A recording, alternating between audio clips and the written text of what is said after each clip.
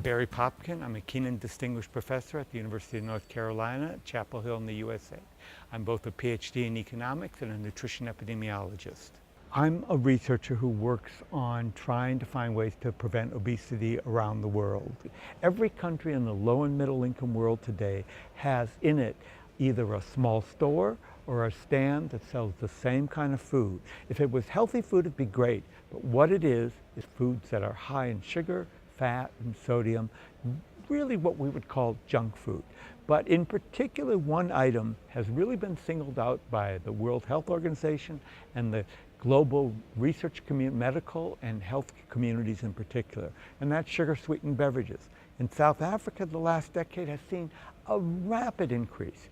They are particularly pernicious because their effect on diabetes, hypertension, heart disease, and cancer is such that both the World Heart Federation and the American World Cancer Research Foundation have both said it's the #1 critical food that they need to see a decline. Our group, along with the group from the National Institute of Public Health in Mexico, have been involved in evaluating the sugar-sweetened beverage tax in Mexico.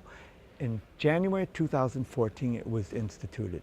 In the first year after the tax, we showed in articles published in the British Medical Journal and other articles that we saw about a 6% decline in overall consumption of sugar-sweetened beverages in that country.